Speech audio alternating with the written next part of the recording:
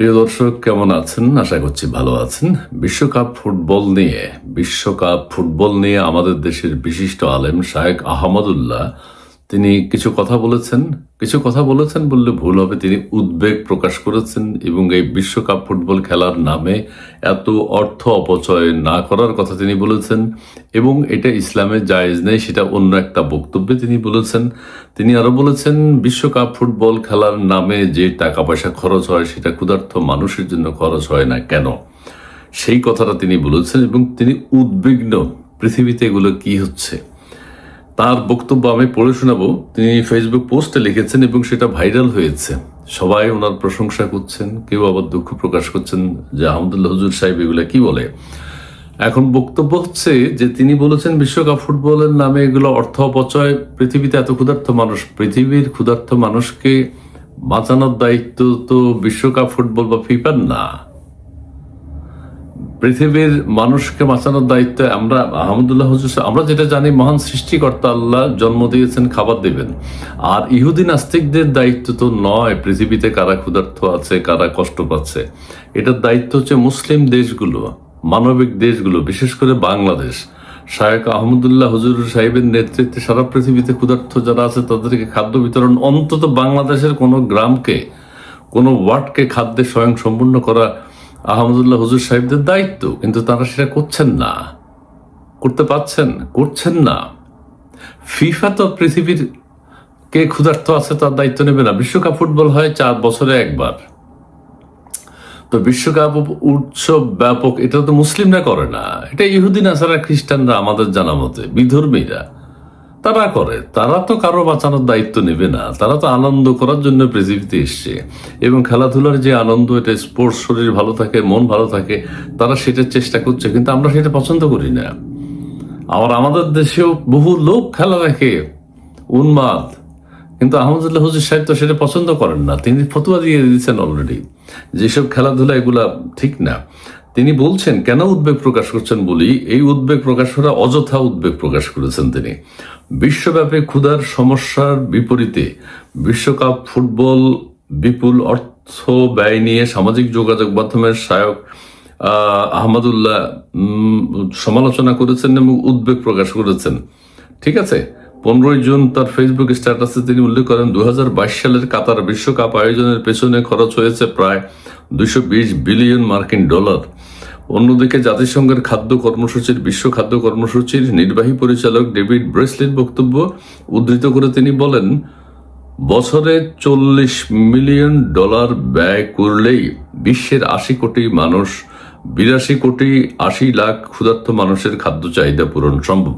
হ্যাঁ, তো কাতার যখন বিশ্বকাপ ফুটবল আয়োজন করছিল, $220 বিলিয়ন খরচ করেছে, তখন আপনারা মার্চ করতেন, কাতার বিশ্বকাপ ফুটবল বন্ধ করে দিতেন। কাতার তো মুসলিম দেশ, সেই সময় সমালোচনা করেননি। সেটা তো বন্ধ করা উচিত ছিল, যে তোমরা সেই টাকাগুলো ক্ষুধার্ত মানুষের জন্য দিয়ে দাও। আমি আবারও বলছি, ক্ষুধার্ত মানুষকে চালানোর দায়িত্ব তো ফিফার না, এটা আহমদুল্লাহ হুজুর সাহেবদেরই দায়িত্ব। কিন্তু ওনারা সেই দায়িত্ব পালন করছেন না। ইহুদিন আসারাদের তো, ওরা তো খেলাধুলাই করবে, ফুটবল খেলবে, ক্রিকেট খেলবে, রাগবি খেলবে, বেসবল খেলবে।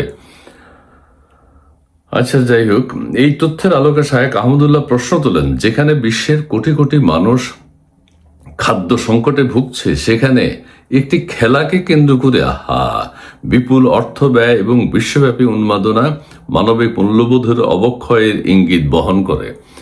এখানে মানবিক মূল্যবোধের ইঙ্গিত। সারা পৃথিবীর মানুষ ঐক্যবদ্ধ হয়েছে, খেলাধুলা দেখছে একসাথে, সারা পৃথিবীর মানুষ ঐক্যবদ্ধ, বেচা কেনা হচ্ছে, খাওয়া দাওয়া হচ্ছে, মানুষের সৌহার্দ্যপূর্ণ সম্পর্ক তৈরি হচ্ছে, আন্তরিকতা বাড়ছে। আহমদুল্লাহ হুজুর সাহেব সেখানে কি বললেন এগুলো? আমি আবারও বলছি, বিশ্বের ক্ষুধার্ত মানুষকে বাঁচানোর দায়িত্ব ফিফার না। আহমদুল্লাহ হুজুরকে এটা বুঝতে হবে। বিশ্বের ক্ষুধার্ত মানুষকে বাঁচানোর দায়িত্ব বিশ্বের বাদ দিলাম, ইহুদিন আসারাদের বাদ দিলাম, মুসলিম ক্ষুধার্তদেরকে বাঁচানোর দায়িত্ব তো শায়েখ আহমদুল্লাহ হুজুরের বা হুজুরদের বা আমাদের। আমরা বাংলাদেশের কোনো ওয়ার্ডের ক্ষুধা মুক্ত করতে পেরেছি? বাংলাদেশের কোনো পরিবারের ক্ষুধা মুক্ত করতে পেরেছি? ফিফা কেন সে দায়িত্ব নেবে? ঠিক আছে, তিনি বলছেন মানুষ তার মর্যাদা থেকে দূরে সরে যাচ্ছে, আর আত্মমর্যাদা থেকে, মনুষ্যত্ব থেকে সরে যাচ্ছে। কত মানে, এটা আমি বলবো না। একই স্ট্যাটাসে তিনি বলেন কর্পোরেট, তিনি বলছেন যে এই ফুটবল খেলার কারণে অনেক কর্মঘণ্টা নষ্ট হচ্ছে। কি উদ্বেগ উৎকণ্ঠা তিনি প্রকাশ করছেন। যে খেলা দেখবো ওই জন্য শিডিউল পরিবর্তন করছে, কেউ কাজের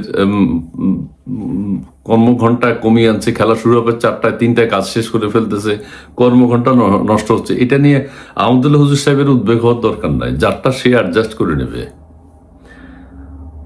ঠিক আছে, আমি আর এগুলো যোগাযোগ, ওনার এই স্ট্যাটাস ব্যাপক আলোচনা সৃষ্টি করেছে সামাজিক যোগাযোগ মাধ্যমে।